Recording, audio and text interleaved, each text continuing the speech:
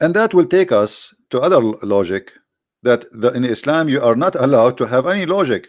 You see, if you go in the Quran, chapter 5, verse 101, it says, ask not no questions. Okay, the logic of not to ask questions. What is the logic? Verse after 101 explain why. Because if you ask, you will leave Islam.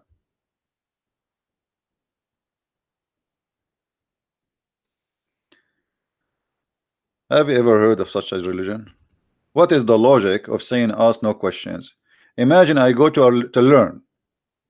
I go to a prophet and he is my teacher, and I ask the teacher, can I ask you a question? The teacher says to me, in our school our logic is the following: ask no questions.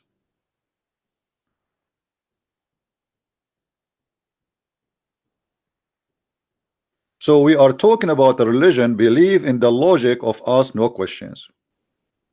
Because if you ask questions, especially the one who troubling, that will lead you into disbelief. And I will give you an example of Muhammad, how he answered questions.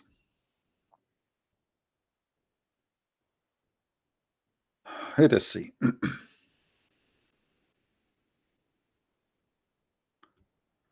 Chapter 2, verse 189. And here, look at this stupid translation. I mean, the Muslim translation is really making me feel I want to vomit. It says here they are asking you about the new moon. It doesn't say the new moon. What the new moon?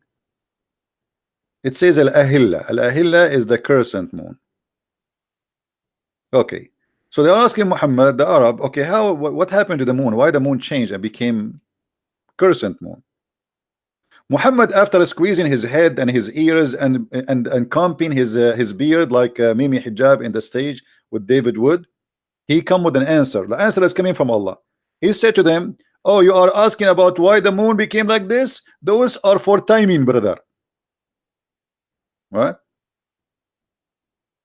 Right? This is the purpose of the crescent moon. They are asking him, what is the reason for the moon to become a crescent moon?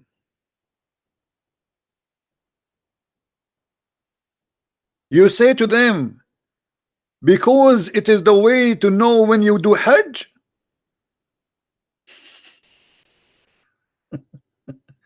This is the purpose of the moon. What is the answer? They are asking you why the moon, why it is like a week ago it was full, 2 weeks after it became like this. So what happened? So the Arab, they are trying to learn from Muhammad, who have supposedly special connection with his God, and his God will give him an answer which nobody knows.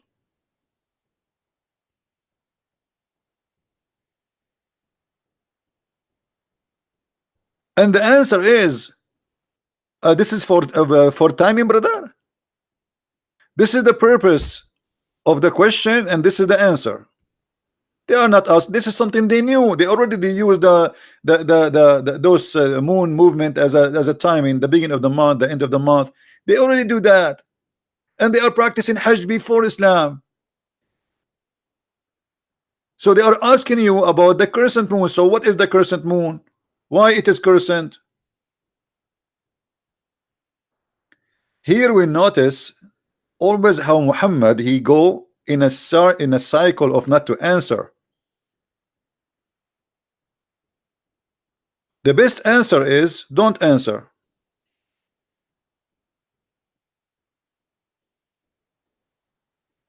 I'm asking you why the moon became like this. You tell me the moon like this for the timing. This is not the reason. The timing is something we created. We as a human, we look around us in this universe to see, okay, what we can use for timing. So we say sunset, sunrise, but in fact there's no sunset and there's no sunrise.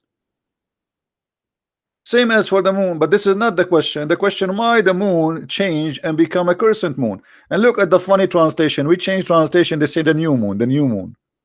If there's a new moon, since when there's a new moon? Is that a new one?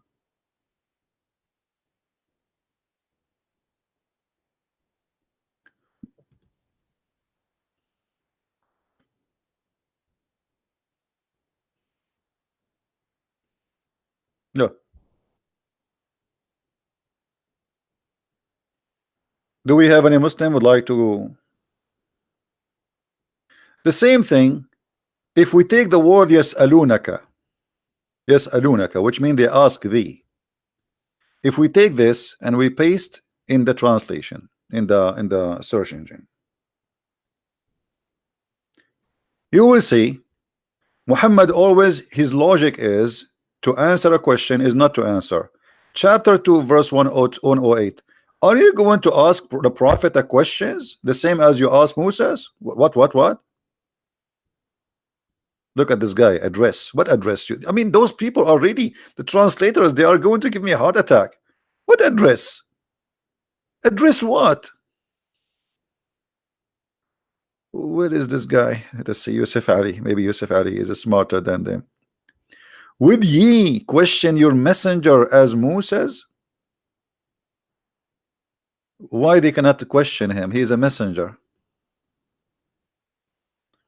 If my teacher is the last one I question, and here by the way it doesn't say even question, it says would you ask the messenger as you ask Moses, which means ask him questions, yeah, but not to question.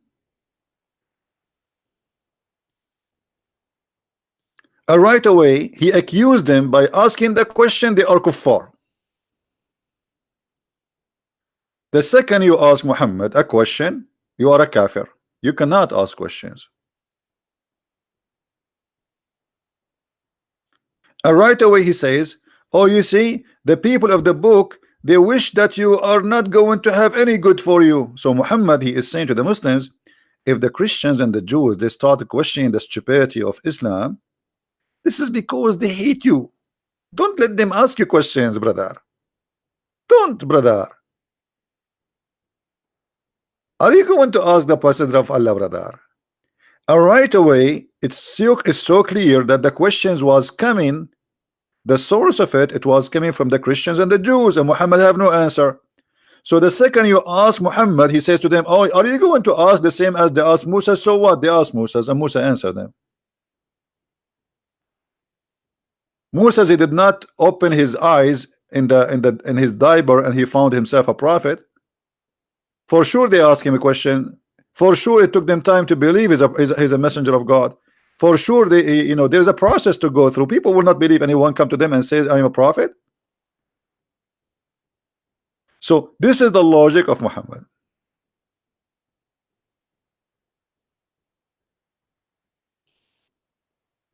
And then the logic of Muhammad is the following.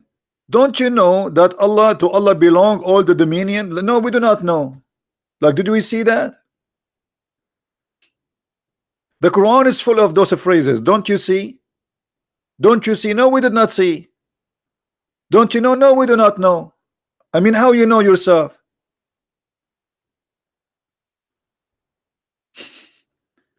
You know what I'm saying? When you say to me, don't you know? That's mean I know. But how we know that to Allah belong to the dominion of the earth and the heaven? How we know that? What is the confirmation?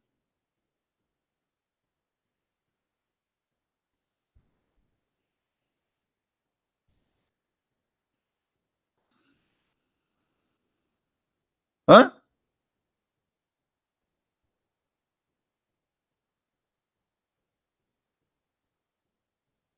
How we die?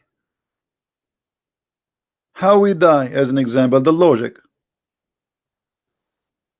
When you die, the angels, they hit you in your face. And he says to you, don't you see? Look at the translation here. And if you could see when the angels take away soul from the disbeliever, they submit their faces on their backs. If you see, what about you show us?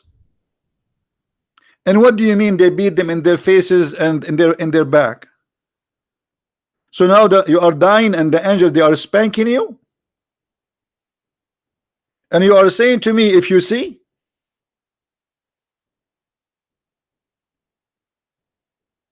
they are spanking your face, but you are a soul. They took your soul. They are spanking what? The soul? The soul have a face and have an ass? You are spanking what exactly?